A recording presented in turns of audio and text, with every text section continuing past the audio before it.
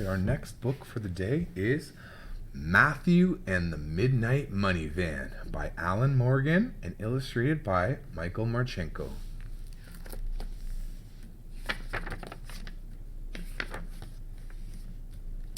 One night before Mother's Day, Matthew went up to his room right after supper and closed his door tight. He didn't want his mother to know what he was doing, so he put up a sign saying, "Mothers keep out." And then he got under his bed just in case she didn't. Matthew was making a Mother's Day card, and he wanted it to be a surprise. He worked very hard for a long time, and when it was done, it looked really good. But even so, Matthew wanted to buy his mother a present too. One of his cars was a money van, and it had a slot at the top so it could be used as a bank. Matthew opened it up, and he dumped out the pennies to see how many there were. He had quite a few, but Matthew knew there weren't quite enough to buy anything decent. He sighed as he dropped the pennies back down inside the money van one by one. "I wish I were rich," he thought. "If I were rich, I could buy my mother something really good, and she'd know how I really feel." When Matthew was hiding his card away, he discovered a box of cereal he was keeping in case he got hungry. He wondered if there was a prize inside it, so he poured out the cereal to see. His mother came in before he found out. "What are you doing under the bed?" she said. Matthew didn't want to tell her, so his mother got down on her hands and knees to see for herself. When she saw all the cereal, she asked Matthew why he was keeping it there. "It's in case I need breakfast in bed," he said. His mother frowned, and she looked down under the bed again. This time she found an apple, some cheese, a piece of toast, and most of a banana. She wasn't too pleased, and it wasn't long before Matthew and his mother were having a talk about whether or not his bed was a fridge. They decided it wasn't, and Matthew said he'd do his best to put back the rest of his snacks in the morning. Then it was time for bed. It was raining outside, so Matthew just lay in the dark for a while listening to raindrops. Finally, at last, he fell asleep. Later that night, just before midnight, Matthew woke up. The rain had stopped and the stars were out. The night was quiet and still. The golden glow was shining through the window, so Matthew got up to see what it was. The street was covered with pennies. There must have been 1,000,000 of them, 2,000,000 maybe, or even more. 3,000,000, 4,000,000, 5,000,000 shiny, bright, sparkling new pennies. A midnight money van came down the street, and it stopped right in front of the house. The driver got out, and he began to sweep up the pennies. Matthew ran outside. "It's been raining money," he cried. "You better believe it," said the midnight money man. "It sure rained a lot," said Matthew. "A regular cloudburst," agreed the midnight money van. "It's the best bit of weather we've had for years. You want to help sweep? The two of us could really clean up." "You mean we can keep the pennies?" asked Matthew. "Absolutely," said the midnight money van man. "They're all for free. We'll split them up right down the middle. 50-50 for you, 50-50 for me. Who knows? Maybe more. 60-60. Who cares? There's so many pennies, we'll both be millionaires." So Matthew and the midnight money man got right to work.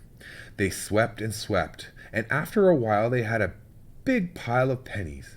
Then Matthew got up on top of the van, and he poured them all in through the slot.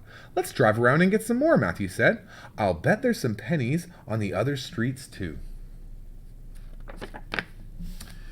He was right about that. There were pennies just lying around all over the place. So Matthew and the midnight money man drove all around town in the money van, just picking them up. They weren't the only ones either.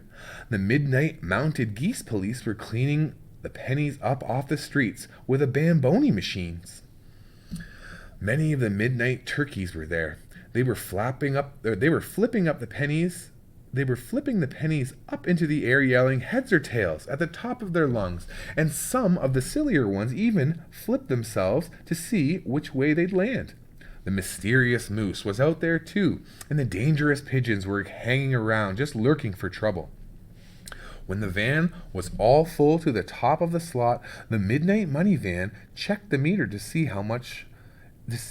if they'd got as much as they'd thought. They had more. The meter said $4 million. Ooh.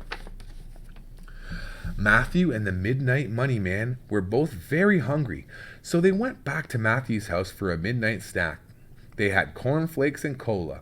Matthew knew it was not too nutritious, but cornflakes and cola were the Midnight Money Man's very best favorite. So what could Matthew do?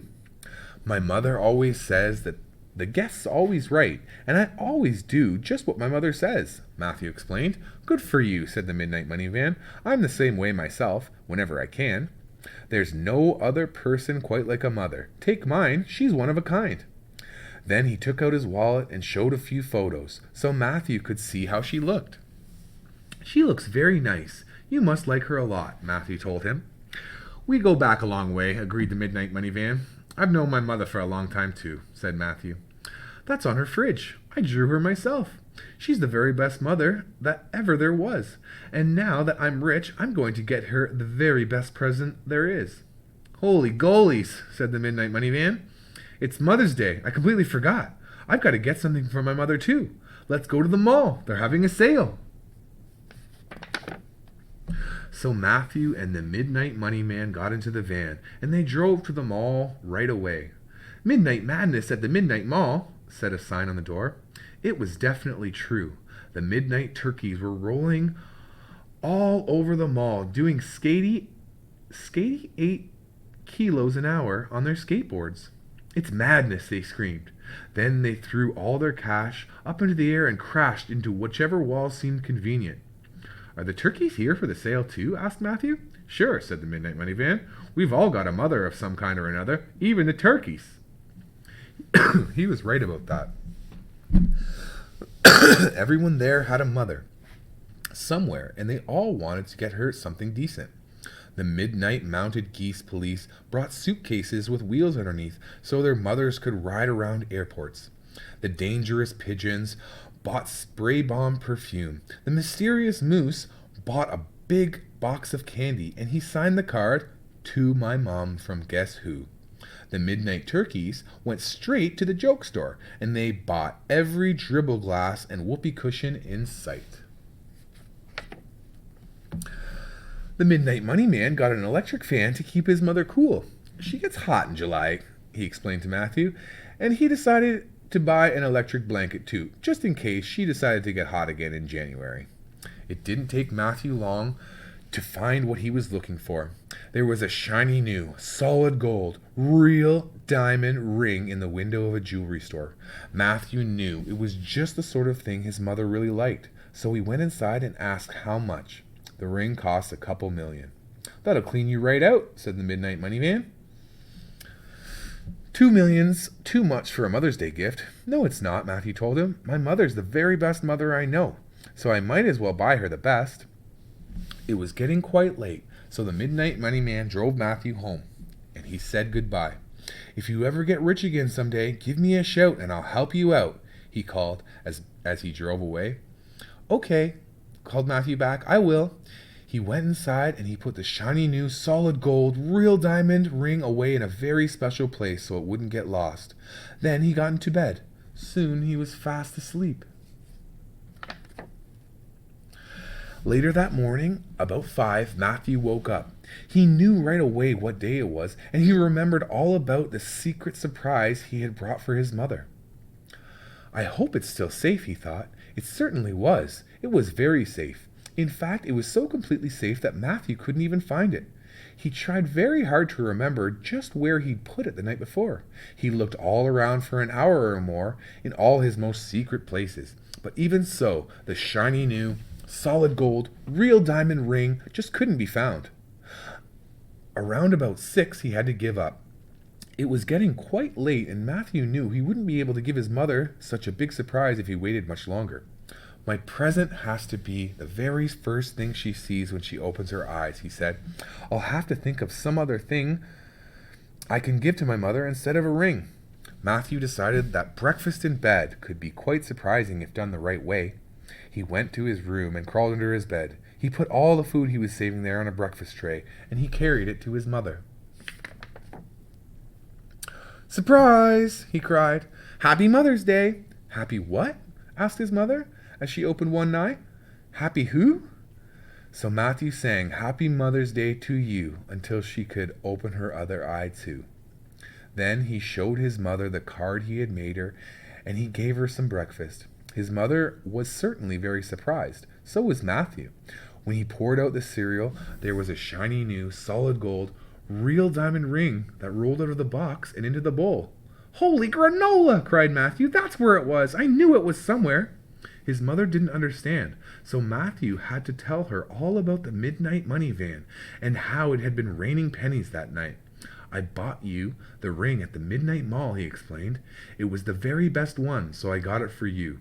You're the very best mother that ever was, too. And you're the very best boy, said his mother. She gave him a hug. You should have bought something for yourself, too. That's okay, Matthew told her. It's sure to rain pennies again, you'll see, and then, when it does, we'll go shopping for me. The end.